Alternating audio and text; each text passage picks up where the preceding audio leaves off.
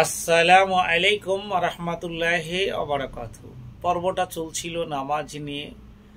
তো নামাজের পর্ব যেমন এখানে কিছু হাদিস, 454 নম্বর হাদিস, হাওদা বা উট সামনে রেখে সালাত আদায়, খাট সামনে রেখে সালাত আদায়, কারো দিকে মুখ করে সালাত আদায়, ঘুমন্ত ব্যক্তির পিছনে সালাত আদায়, এখানে প্রত্যেকটা সহিহ বুখারী যুক্তি দিয়েছে। সেই যুক্তিগুলো আপনাদের সামনে তুলে ধরবো ইনশাআল্লাহ। আলহামদুলিল্লাহ নাহমাদুহু ওয়া নাস্তাঈনুহু ওয়া নাস্তাগফিরুহু ওয়া নু'মিনু বিহি ওয়া নাতাওয়াক্কালু আলাইহি ওয়া নাউযু বিল্লাহি মিন শুরুরি আনফুসিনা ومن سيئات أعمالنا ومن يهده الله فلا هادي له ونشهد أن لا إله إلا الله ونشهد أن محمدا عبده ورسوله أما بعد فخير الحديث كتاب الله وخير الهدي هدي محمد صلى الله عليه وسلم وسلم الأمور بمحدثاتها بدعة وكل بدعة ضلالة وكل جلالة في النار أما بعد أعوذ بالله من الشيطان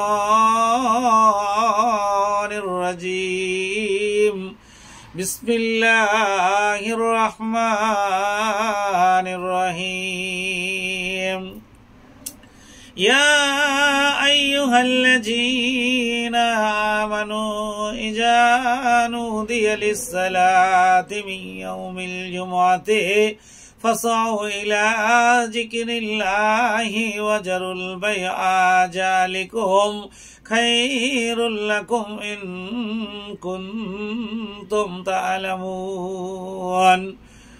যাই হোক, আপনাদের সামনে সূরা জুম্মার একটা আয়াত তুলে ধরলাম। সেটা বলেছে সূরা জুম্মা বাড়ে যখন মুয়াজ্জিন হাইয়া আলাস সালাহ হাইয়া আলাল ফালাহ ডাক দিচ্ছে, তখন আপনার দোকানপাট, পাশার কাঠ, হাতে বাজারে যত রকম কাজ বন্ধ রেখে মসজিদের দিকে ধাবিত হও এবং আল্লাহ তাবারক ওয়া তাআলার ডাকে সাড়া দিয়ে নামাজ পড়ো। এটা সূরা জুম্মাতে বলেছে, সেই সূরাটাই আপনাদের সামনে পড়লাম। তো এখানে হাদিস নাম্বার 454 হযরত আব্দুল্লাহ রাদিয়াল্লাহু তাআলা আনহু থেকে বর্ণিত। তিনি কাবা ঘরে প্রবেশ করলে সোজা চলে যেতেন যেদিকে দরজা, পিছনে রেখে চলতে থাকতেন, এমনকি তার সামনের দেওয়ালের মধ্যে মাত্র 3 হাত ব্যবধান থাকতে তিনি নামাজ পড়া শুরু করতেন। তিনি যে সেই জায়গায় পড়তে চেষ্টা করতেন যেখানে বেলালের বর্ণনা অনুযায়ী নবী আকরাম হযরত মুহাম্মদ সাল্লাল্লাহু আলাইহি ওয়াসাল্লাম নামাজ পড়েছিলেন।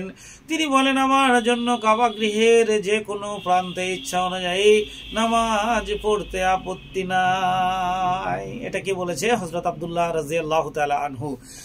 হাওদা বা উট সামনে রেখে নামাজ পড়া, এখানে আপনাকে কি বোঝাতে চেয়েছে? এটা হচ্ছে 455 নম্বর হাদিস বুখারী। তো এখানে বলেছে হযরত ইবনে উমর রাদিয়াল্লাহু তাআলা আনহু হতে বর্ণিত, তিনি বলেন তার উটকে সামনে আড়াআড়ি করে বসিয়ে রেখে তার দিকে মুখ করে নামাজ আদায় করতেন। আমি নাফে বললাম যদি উটটি চলা শুরু করে তিনি কি করতেন?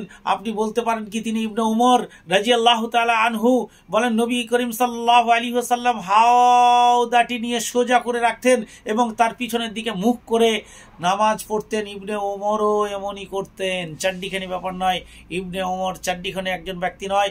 খাট সামনে রেখে সালাত আদায়, এখানে হাদিস 456। এখানে হযরত আয়েশা রাদিয়াল্লাহু তাআলা আনহু থেকে বর্ণিত, তার নিকট যেসব বিষয় নামাজ নষ্ট করে দেয় সেগুলো আলোচনা করা হলো। সাহাবীরা বলেন কুকুর, গাধা, ভুল করলাম, 456 হযরত আয়েশা রাদিয়াল্লাহু তাআলা আনহু থেকে বর্ণিত। তিনি বলেন, তোমরা কি আমাদেরকে কুকুর ও গাধার মতো মনে করেছ? আমি সোজা হয়ে চৌকির উপর শুয়ে থাকতাম। চৌকি, আমরা যেমন খাটে শুয়ে থাকি, কেউ চৌকিতে শুয়ে থাকতো, আমরাও শুয়েছি। নবী করিম সাল্লাল্লাহু আলাইহি ওয়াসাল্লাম আসতেন এবং চৌকির মাঝ বরাবর দাঁড়িয়ে নামাজ পড়তেন। আমি সোজা হয়ে বসে সমীচীন মনে করতাম না, ভালো মনে করতাম না। ওই তাই খাটের পায়ের দিকে চুপি চুপি সরে কম্বল থেকে বেরিয়ে পড়তাম। খাট সামনে রেখে সালাত আদায়, কারোর দিকে মুখ করে সালাত আদায়, এটাকে বলেছে 457 নম্বর হাদিস। হযরত আয়েশা রাদিয়াল্লাহু তাআলা আনহু থেকে বর্ণিত, তার নিকট যেসব বিষয় নামাজ নষ্ট করে দেয় তার ভিতর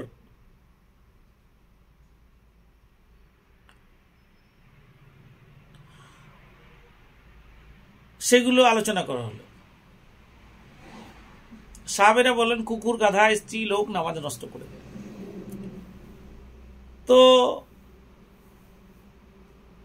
তিনি বললেন, তোমরা আমাদেরকে কুকুর বানিয়ে দিলে। আমি রাসূলুল্লাহ সাল্লাল্লাহু আলাইহি ওয়াসাল্লামের নামাজ অবস্থায় তার কেবলার মাঝখানে চৌকির উপরে শুয়ে থাকতাম এবং আমার কোনো প্রয়োজন হলে তার সামনে দিয়ে চুপি চুপি বের হয়ে যেতাম। ঘুমন্ত ব্যক্তির পিছনে সালাত আদায়। হযরত আয়েশা রাদিয়াল্লাহু তাআলা আনহু থেকে বর্ণিত, তিনি বলেন, নবী করিম সাল্লাল্লাহু আলাইহি ওয়াসাল্লাম নামাজ আদায় করতেন এবং আমি তার বিছানার উপর আড়াআড়ি শুয়ে ঘুমাতাম। তিনি যখন ভিতর পড়তে ইচ্ছা করতেন আমাকে জাগাতেন, আমি তার সাথে ভিতরের সালাত আদায় করতাম। সুবহানাল্লাহ, সুবহানাল্লাহ।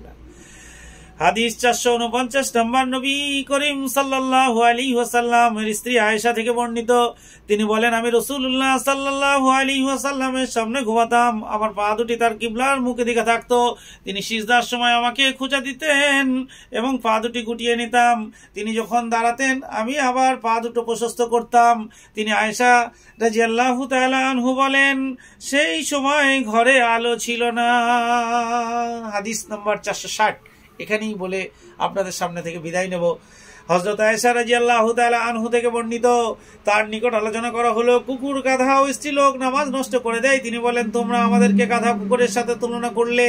আল্লাহর কসম, আমি নবী করিম সাল্লাল্লাহু আলাইহি ওয়াসাল্লাম নামাজ পড়া অবস্থায় তার কিবলার সামনে আর হয়ে শুয়ে থাকতাম, আর আমার কোনো প্রয়োজন দেখা দিলে আমি চুপি চুপি তার দুটি পাশ দিয়ে সরে পড়তাম, কেননা আমি তার সামনে বসা পছন্দ করতাম না, যাতে তার কষ্ট হয়। সুবহানাল্লাহ। নামাজ নিয়ে কত রকম কথা আছে। যাই হোক, আজকে এখানে এই পর্যন্তই। আসসালামু আলাইকুম ওয়া রাহমাতুল্লাহি ওয়া বারাকাতুহু।